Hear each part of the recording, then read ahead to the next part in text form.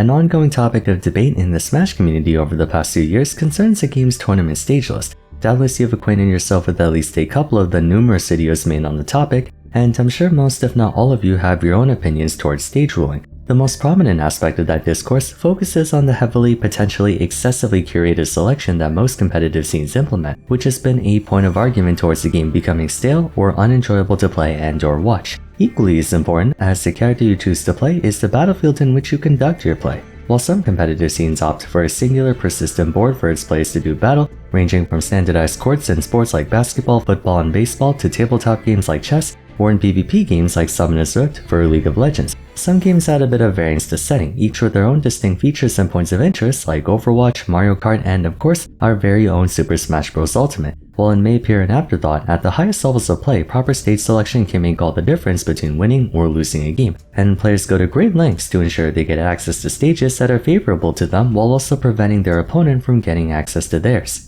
However, in an effort to ensure a level playing field for all players and all characters, the game's numerous roster of venues has been shaved down to only about 8 to 10 at most, and with Ultimate's competitive scene advancing in years, discussion's been brought up over whether or not tournaments should entertain the idea of allowing a few more stages to be made permissible to do battle on. I know this is a fairly exhausted topic as mentioned earlier, well with everyone having talked about it at this point, but I wanted to offer my own thoughts on the matter. Today we'll be discussing the problem with Ultimate stages and why this is such a complex issue without a clear win-win solution. I want to first open up by ascertaining the focal point of a competitive scene. Regardless of what the game is about or how it's played, the rules put in place, or restrictions imposed, any and all are meant to be conducive to the central notion of competition, to ensure fair circumstance and minimize variance. That makes up the doctrine of a competitive scene first and foremost. Take the Olympics for example. For all the multitude of different sports that are featured at the Olympics, each of them have regulations for the express purpose of maintaining fair circumstance and minimizing variance to as practical an extent as possible. A governing rule set guarantees that every player has an equal opportunity to express their skill and mastery over their chosen sport by diminishing the impact of any extrinsic element. Unless of course that extrinsic element is part of the game, such as poker, wherein luck plays a measurable factor in the outcome of games. However, in that sense, variance is in and of itself a fair aspect, since every player has the same probability of gaining or losing from it.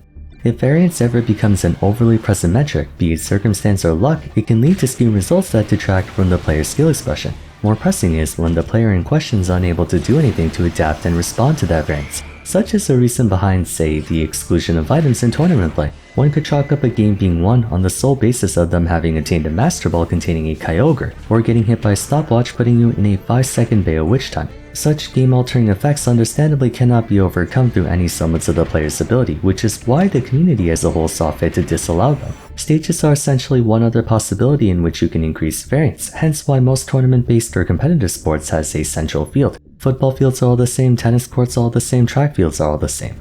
Even within games that have a selection of stages, they're usually designed in a way that their influence on the outcome is either negligible or doesn't cause an insurmountable advantage in favor of one player or the other. In the sport of racing, tracks indeed vary from one spot to another, but even then standardization allows for it to be mostly aesthetic, or the racers can study and adapt to the various nuances in each one for a consistent gain. Rarely if ever do you hear one racer faring disproportionately better on the Monaco circuit compared to the Interlagos. Smash Ultimate's extensive inventory of stages unfortunately doesn't lend itself to establishing equal circumstance for all players and all characters. In fact, it's the opposite. Stages can carry meaningful if not game-changing influence over what a character can or cannot do versus another character, to the point where it can lead to a tangible advantage for one side, of which the other side cannot reasonably overcome through personal ability. Depending on the stage, certain strategies can be pursued that can impact the outcome of a match by a critical extent, far more than what players are able to accommodate through skill alone, especially when you account for the differences in their means of play. It's no secret that characters in Ultimate, while the closest a series has ever gotten, are not balanced with an equal or comparable power budget to one another. A top tier like Steve, Sonic, or Snake has twice or even thrice the privileges of a bottom tier like DDD or Ganondorf. It's one thing if every player fought with the same arsenal, since at that point it would come down to whichever player could best capitalize on the various quirks of a stage. However, the discrepancy in fighter capability only further underscores the need for consistency everywhere else. The presence of almost 90 fighters in Smash, each with their own unique effects, makes it rather cumbersome to accommodate a big stage list. Should even one of those 89 cast members take advantage of a certain gimmick or feature of a stage, that's potential grounds for it to get disqualified from tournament play. For example, if a stage has a walk-off wherein a character can literally run into the blast zone, it makes it far too easy for cheesy kill setups to be performed at early percents. Anyone who can carry their opponent off stage by either a combo or some other effect will gain a win condition that they honestly have no reason not to follow. DK Cargo down throw, Ken back throw, Ridley side B, Pikachu back air, Steve minecart grab, Sephiroth octoslash. These may not be the most threatening attacks if we go by knockback, but that's a moot point when you consider they can stand right next to the blast zone to where even a gentle push can kill you. Beyond that, walk-off blast zones typically imply the absence of a bottom blast zone, thus eliminating the need for a recovery, which is oftentimes the sole equalizing metric for a large amount of characters. For instance, Chrom would be substantially more effective on stages like King of Fighters Stadium or Garreg Mach Monastery on account of the community generally looking to be in agreement that his recovery or lack thereof is the only prominent weakness he has. Common scenarios like those are endemic to the overwhelming majority of playing fields in Smash, which makes it very impractical, if not outright impossible, to allow most of them to be tournament legal. Here are some other examples. Any stage with an enclosed area such as a wall or ceiling oftentimes has what is known as a Cave of Life, greatly incentivizing players to stay within that area since you can easily survive an otherwise potentially fatal attack by using the walls and ceilings to extend your effective launch distance. In fact, we don't even have to look for a specific stage. Steve over here can create his own platforms and ceilings, letting him create artificial caves to hunker down in. If he places a wall between him and the blast zone, he no longer has to worry about getting thrown to that blast zone. Imagine a permanent wall or ceiling. A stage like Skyworld may seem innocuous at first glance until you realize the stone platforms are fully solid, meaning you cannot jump through them. For the main platform, that would be fine, but the 3 floating ones prevent you from launching your opponents upwards until you first break them, which is why the stage is banned. Should a stage have any verticality to it whatsoever, that can open up the possibility of infinites or extended survival. Even if a stage like Castlevania didn't have the walk-off staircase to the right of it and was for all intents and purposes a small battlefield just with an indent on the main platform, said indent could be abused by certain characters. This also applies to slanted stages. If a slope is too sharp an angle, it could lead to unusual attack situations, preventing certain combos or creating new ones that can be quite degenerate to deal with. A stage like Mementos looks pretty good, but the 2 reasons why people don't allow for it are that 1, it's asymmetrical, and 2, the center slant. For that matter, asymmetricality is a hotly contentious part of stage legality by nature of stage control being an essential part of mastering the game. Stages with an asymmetrical layout inherently feature one side that's more favorable to be in versus another, which can actually put one player at a disadvantage right at the beginning of a match, depending on if they spawn on the left or right side.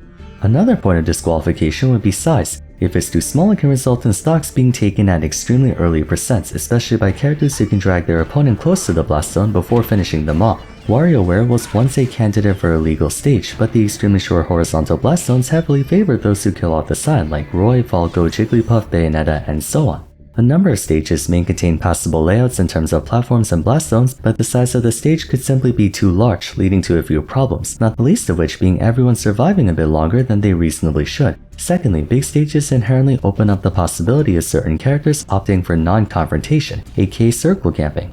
There is no way in hell an Incineroar can catch a Sonic on a big stage. The only thing giving him the chance to is because all tournament legal stages are just small enough to force Sonic into confronting Incin throughout a match. Bigger stages also needlessly elongate sets due to characters naturally surviving longer, which can delay tournament progression. In any case, stages like Mementos, Big Battlefield, Mushroom Kingdom U, Castle Siege, and WarioWare get forced out as a result of their size. Those are some of the major factors, but even minor factors could be grounds for a stage not being tournament legal. If a stage has a disjointed platform that you could stand on far away from the main stage, that would encourage camping, like the bottom platform in Magicant or side platforms on Green Greens. Stage hazards are an obvious negative since it represents another adversary players have to be mindful of besides their opponent. Not to mention, stage hazards can sometimes pose a greater threat to one's safety than the opponent themselves.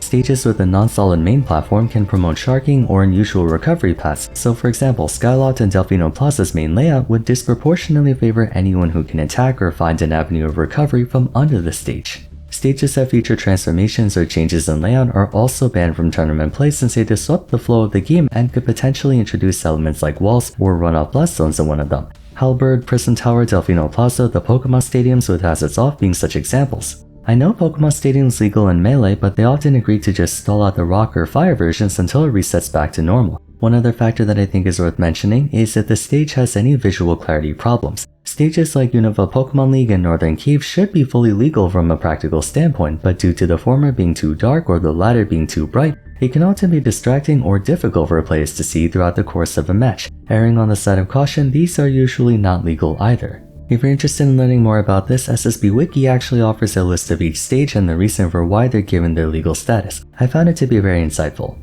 As you can tell, there are far too many factors at play that could render a stage unusable for tournaments, leaving us with a select few that are just inoffensive enough to be viable. Final Destination, Battlefield, Small Battlefield, Pokemon Stadium 2, Hollow Bastion, Smashville, and Town and City make up the Universal 7, fully legal everywhere in the world by virtue of their simplistic, uniform, and acceptable layouts and blast zones. On occasion, you might run into Yoshi's Story, Lilac Cruise, Kalos, and Wily's Castle. Not that many stages to choose from, especially considering most of them are just duplicates of each other, like Smashville and Hollow Bastion, PS2 and Small Battlefields, Town and City and FD, etc. And so we arrive at the current issue with Ultimate Stage List. Some people claim it's too sterilized. Curating the stage list to such an extent achieves the goal of focusing on player skill by minimizing extrinsic influence, but an argument can be made that it fails to acknowledge the disparity between characters and diminishes a potential element of strategy that can enhance tournament play. What I mean by that is, stages could serve as an equalizer to give characters in losing matchups a chance to mend that. Slower characters can have an easier time dealing with highly evasive ones by taking them to WarioWare or Castle Siege, which are inherently small stages, thus forcing confrontation. Another would be characters who have wall jumps being able to make more use of them on stages like Kalos or Wily's Castle. That's not to say you can't do wall jumps on conventional stages, but there's certainly more utility you can take advantage of on those two. Certain characters play too strongly on certain stages that banning them goes from an option to an obligation. Against Roy, you practically have to ban Town and City unless of course your character also wants it. Letting Mario or Mii Brawler take it to Battlefield is near suicide for most characters. In light of there being obligatory bans against a number of characters, the vast majority of sets are conducted usually on 1 or 2 stages at most, not really allowing for much variety in setting, oftentimes being just PS2 or Small Battlefield the entire game. On one hand, you want to minimize variance to focus entirely on player skill, but on the other, some characters could overcome unfavorable matchups by going for certain counterpick stages. At the same time though, that could also backfire. A frequent suggestion I see people throwing around regarding this is to allow for duplicate stages, at least for the purposes of visual variety and I guess music choice, i.e. opening Midgard, Dreamland, and Fountain of Dreams, which are basically all just battlefields. The reason that doesn't work out is because it completely negates the purposes of banning stages. If the opponent bans Battlefield, you can just go to Midgard instead.